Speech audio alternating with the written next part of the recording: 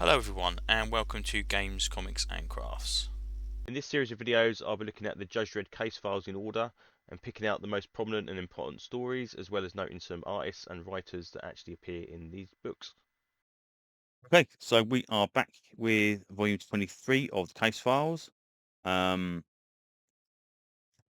Hart hair sign artwork on the cover for the Judge Dredd, Judge Death, Mean Machine team up. That's kind of supposed to be the highlight in this story, in this book. There's bits about I don't like, which I'll explain when we get to it. Other than that, this is another one. I'm kind of like, yes, it middles along. We're in that kind of mid-90s, late 90s stuff. Goodnight Kiss is Johnny Kiss, which I think we've seen before. But I know we've definitely got the Marshals that have definitely been in Dredd before, and they basically hire him to kill Dredd. And it's all that kind of painted Nick Percival artwork. It's not too bad. But yeah, that's okay. It goes on for a while, and then it gets really weird. There's a weird, but yeah, it's kind of Anyway, all in all, not too bad. The Marshals are quite a good group of people. They kind of like these judges that live out, or people that bring law to the cursed earth. Blowout is about this guy who is infected with this helium tablet that makes him blow up. It's okay. Weird one.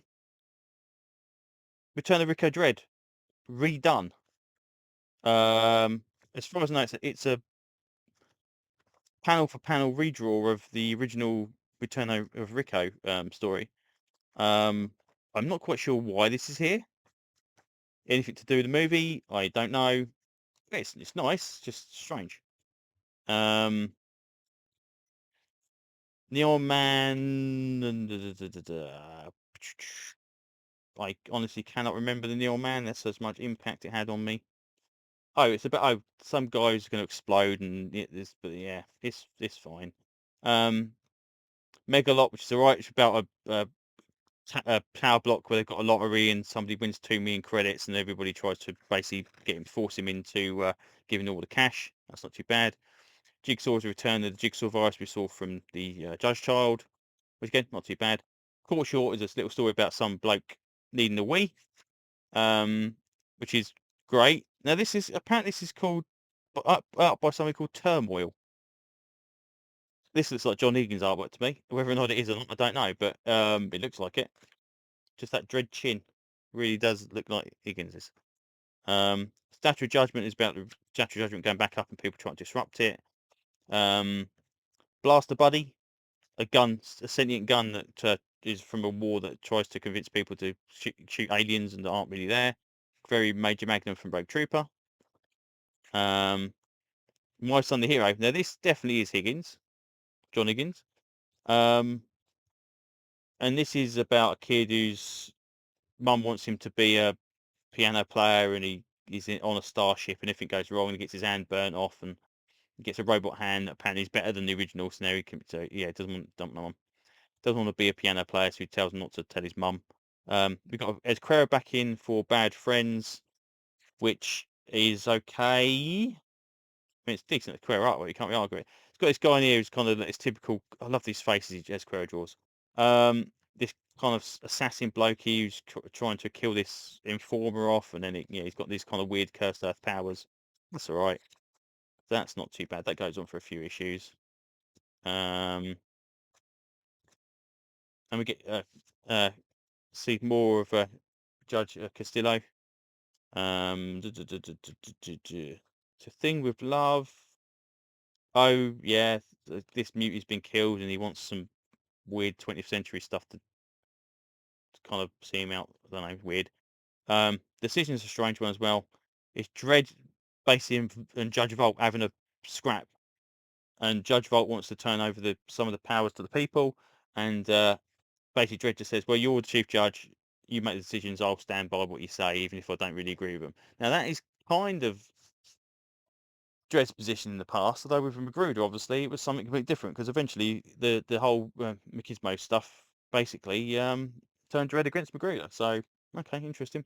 Awakening of Angels is a Judge told quest follow-up where it turns out that the angels, when they were chucked over the edge, weren't actually killed. They were rescued by a load of people that were down there with nets that saw gifts from the gods falling from the sky, and that leads into the crossover we see later on. And then with that one, we are back to the Bill Clinton thing from the magazine. We're into the magazine issues now. So this one is fairly easy resolved, really. Dredd travels back in time, captures the mutant that's masquerading as Clinton, brings him back to Mega City 1. They have a mind swap and sends Clinton back. Job done. That's it. This one's about a next one, which I don't know because I put the magazine stories in there, so you've got to kind of know. This one's about a time loop, which is quite good because they repeat the artwork, and I thought it was a misprint until I realised that the story is actually about a time loop, which I thought was quite cool. Nice to see black and white artwork again. Very, very cool. This one's about the world staring competition and some guy trying to disrupt it by this flesh-eating virus, and it basically kills the people that participate, and they turn into skeletons. They get, they stare out each other because of they can't obviously live anymore. The weird one about this one is Castillo looks fine. Giant, which is obviously supposed to be Cadet Giant, I don't think they got the memo because Cadet Giant looks like he's about 45 years old. Really, really strange.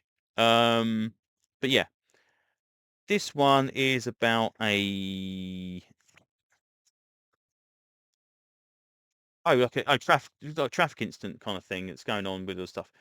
Interesting thing about this was this guy did artwork for the Judge Dredd role-playing game that came out from Games Workshop, and I always thought his art was really, really good. I never knew he did anything for 2000 AD. So seeing him do a full strip for 2000 AD is just very, very cool, and that's just nice. That's the kind of the standard of Dylan and stuff in the back. We're definitely kind of getting into that back into that kind of traditional Judge Dredd style. Maybe the eagle's a little bit big over his shoulder or whatever, but all in all, pretty cool. Next one, again, artwork. Don't like the style. It looks very, very kind of. I've seen it before. It's kind of very, very flat kind of thing. It's basically about an artist that discovers that she's losing her sight and she's trying to she gets attacked by people and all this kind of stuff, and she meets Dredd and she speaks to Dredd and says, "Oh, I'm losing my sight." And said, "Yeah, it's bad. You don't want to be blindness is really bad because obviously he's had his eyes taken out back in the day." And he kind of keeps with her, and she basically says to him, "Is there any way I could possibly draw you before my eyesight goes, but without you wearing the helmet?" Because it's like, no, the helmet's kind of the helmet is what I am. The helmet's the law. So I kind of, and it's like, okay, fair enough. And then she kind of gets hit by a car, and she goes into basically about to die. And Dredd goes and visits her and takes his helmet off and allows her to feel his face, so you can actually see kind of like exactly what it looks like under his helmet. And it's like talks about all these kind of scars and the sign of strength and all this kind of stuff. And then she dies. Really, really good story. It's something Dredd just seems another side of Dredd that's kind of like rather than kind of that, especially in the magazine. The magazine tends to just be gag stories. They're very, very rare. We get kind of something epic. We get a gag story, and seeing that in there, pretty cool. This one's about a fake wedding between two criminal organisations. It turns out it's got Lola Palmtree from Wally Squad is infiltrator in it, which is pretty decent. This one is about another wedding. 2 weddings in 2 issues. That's really strange. That this guy has to go there and he can't. He messes up on the way. Another one is about a judge that's a little bit overzealous on the Cursed Earth Wall duty and basically just kills people randomly as they come near, and really seems to relish in it. And it's kind of like the cadets are like saying, "Well, yeah, he's a nutter." It's kind of reminded me of Game of Thrones with the ice wall, which I thought was pretty cool. And this is well beyond that. Or is it? Good point. When did the Game of Thrones books come out? I don't know. That's got to be mid-90s somewhere along the line. But yeah, that was pretty cool. And then we get this one here with this mutant thing, these Box brothers, and we've got Boxy Bill Clinton is in charge, and this is the crossover story. So it turns out Dredd's apparently has left Mega City 1 because he's got booted out of it. He's there with Death, he's there with Dredd, with Mean Machine, sorry, and they're trying to infiltrate this gang. And the worst thing about it is I don't like Death in this. They gave Death kind of this weird kind of like, you know, Victorian kind of gentleman personality when he's not killing people, and I hate that personality. I don't like it at all. And he doesn't seem to, and his kind of incentive to kind of help him out is basically, oh, we'll release you to any other dimension you want to go to, as long as you don't come back to Mega City 1, we'll bring your Dark Judges with you, that's fine. And Mean Machines is because the Angel Gang were found alive last time, they're keeping it, they're doing it for them. So there is kind of some motivation, but I just get the impression that Death would just go, bop, bop, bop, stab everybody through the heart with his hand, and then just piss off somewhere else, and that'd be it. They wouldn't have to, he wouldn't worry about it, not interested in doing, undertaking missions for people. They'd just be going, no, sod it. I'll kill you now, kill you on the spot. And the weird thing was, well, Death was obviously missing. Judge Death was missing after Necropolis, and his body was lost, and then all of a sudden we was like, oh, we found him yesterday. It's like, well, that should have been an epic thing. And we even had a story about it when they thought they found him, they didn't. So yeah, this goes on quite a while.